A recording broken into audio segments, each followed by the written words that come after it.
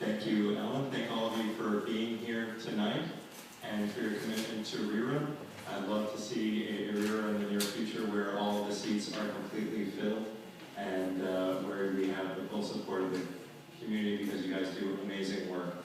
So my name is Benjamin Kallos. I'm hopefully one of the first speakers and not the last who's going to tell you take out your cell phones, tweet about what we're saying tonight. You can share it online. It's at KALLOS. And we love to see people tweeting about what we're talking about. I want to first recognize Saul Nadell in the back wearing a white shirt. He's going to stand up. And he has 10 handouts for you to share with what we put out. And I also want to recognize Joe Strong in a blue shirt. You guys also know them. I wanted to make sure that I knew what was going on in Roosevelt Island. The first thing I did is make sure that I had lifelong Roosevelt Islanders on my team.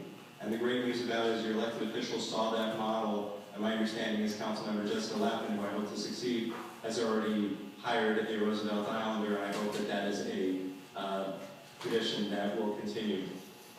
I also want to thank Rick O'Connor for always being here with a camera to keep transparency alive. A lot of what we did and what I'll go into, we were able to gain access to because Rick O'Connor put it online for us. I also want to thank Vic Lutz for his work on the Main Street Wire, as well as everyone here who distributes it. A couple of years back, I think it's 2 years ago, Bill Long reached out to me about democracy for Roosevelt Island. When Governor Cuomo was elected, he appointed a non-resident who was not elected to the RIOC Board. And because you are on Roosevelt Island, because of Mayor Cuomo's appointment, you do not get representation with your taxation. You have people who are appointed by the governor, and then for 30 years, all of you have been fighting for democracy, and inadvertently, somebody was appointed. They've since resigned, and there's a vacancy. So this was, we noticed this immediately. We reached out, and we went online and went to Rick's blog, and we found a letter from the RIRA board and from Matt Katz, and we adapted it, and we got a great visual that we gave to the Times Union, and all of you should have it, so I was going to be walking around. But it's a timeline going from Mayor Cuomo to Andrew Cuomo, and it's fighting for democracy in Roosevelt Island. A 30-year fight continues after completion of Four Freedoms Monument on FDR. So let's just sit with that. So you guys have been fighting for freedom for 30 years, and we just built Four Freedoms Park on the very island where we've been fighting for democracy. So we sent this out, and we made sure to place it with the Times Union, because one of the things that we're trying to do differently is we read The Wire, we read the Roosevelt Islander blog, but we wanted to hit Andrew Cuomo somewhere where he would read it. So we put it in the Times Union, and it was in Capitol Confidential on Tuesday the 2nd. So his people saw it, they were asked for comment, they didn't comment, but I think that now his staff knows that there is a vacancy on the island. They know that Larry Parnas and Lydia Tang are the two people to choose from. We're encouraging him to follow the voting, even though it's only, I think, 5 or 10 votes between them, but they should go in order. And somebody had asked about why we didn't suggest people from previous elections, and my understanding is the consensus from RIRA is that you would like to do it in order when the elections occurred, and then you want to fill vacancies as they come up. So copies of the letter are available. They're also on our website at kalosforcouncil.com, and we're here to fight with you for democracy and do whatever we can. I'll take any questions. I think that's a misunderstanding about, as far as certainly I'm concerned, and I thought most of us, all of the people that we elected as nominees over the last 2 or 3 years should be eligible. Don't pick the most recent elected. Frankly, I mean, because we have some very high quality people who were elected initially.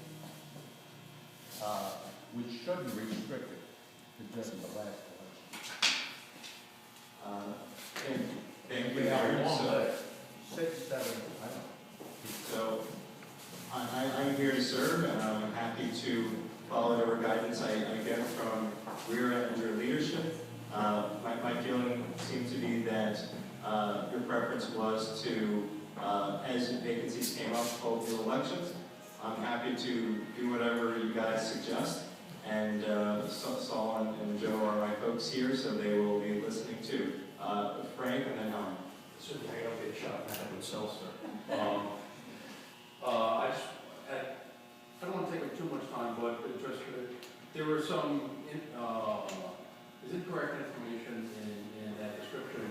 I think one of the things that I'm concerned about is having the RIOC board operate confidently.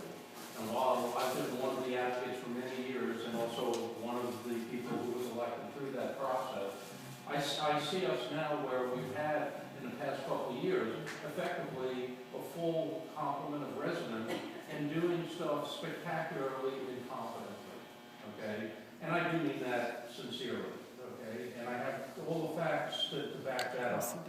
And so what I would like to see, so I'm just one person, what I would like to see is I would like to see someone competent here. I would like to see someone who knows something about finances, who can project out and figure out the right financial objectives for RIOC, which our present board seems incompetent in doing. I would like to have our board, someone on the board that knows something about operations, okay? Because our board doesn't seem to know anything about operations. That's spectacularly displayed by the fiascos in public safety, which you're well aware of. So there are a lot of problems here. And I'll contact you offline, but I'm just saying, we go rabid as residents over non-residents here. It's like any other community doesn't have this kind of problem, okay? We go rabid over this, and what we really just need are good people here, and we're not getting that. And the past handful of residents have been some spectacular failures. Spectacular. Yeah, spectacular! Spectacular! I'm looking at one right now. So I'm going to avoid the interpersonal, but what I will say is part of why I'm running is because I believe in the democratic process. So do I. And I hope that voters do see the same things that you do and will start to make changes in the city, because we have the same problems in the city. This is not a municipal government, as Bill Long, has framed it. This is a public authority which has a different relationship, a lot of financial problems here, and there's a lot of other things that are going on. So if I share that information with you, then maybe you might have some nuanced opinions after that. The quick answer is just we now have an arrested state senate person and a city council member, both of them arrested in the past day. Yeah, So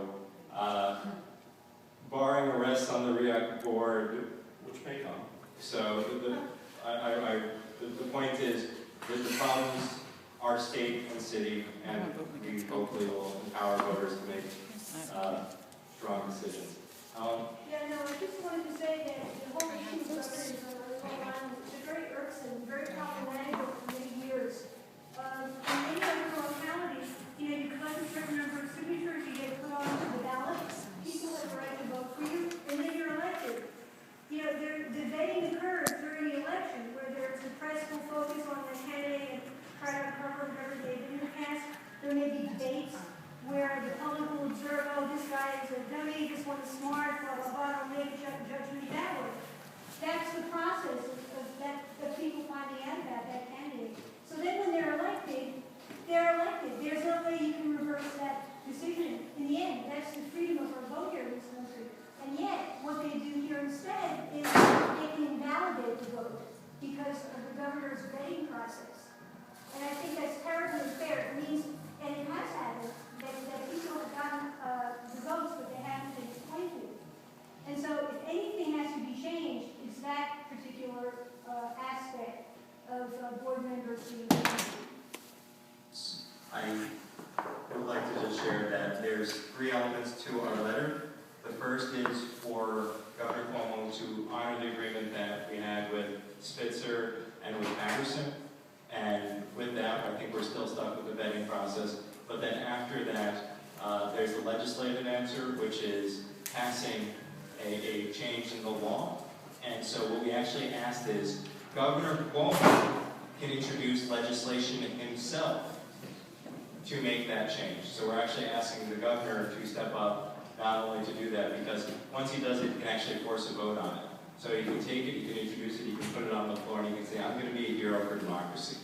So that's what we actually asked him in the letter. And then the third part, which is something you've all been working very hard on, is legislation, which is having somebody introduce it, and we've been working on that for about 30 years, starting with Pete Granis, who introduced the first bill. But I think that we're seeing some progress, and it's just a matter of getting Andrew Cuomo to honor the agreement of the two previous governors, and then getting past the vetting process. So you're correct, it is a problem. One more thing. What happened to Margie Smith? Who got the most votes in the last election? Why isn't her picture here? It's dealing with the vacant seat. Margie Smith is still in her seat, and so the But only it's vital expired. document is also not on It's that. expiring. in June. Well, yeah, and when it expires, we're going to send a letter far in advance to ask him to, and then that's when that's list would also be helpful of other elected Roosevelt Islanders, and give him an entire list of people that he should consider for the expired people. I think you got it a little bit backwards, but okay. Well, it's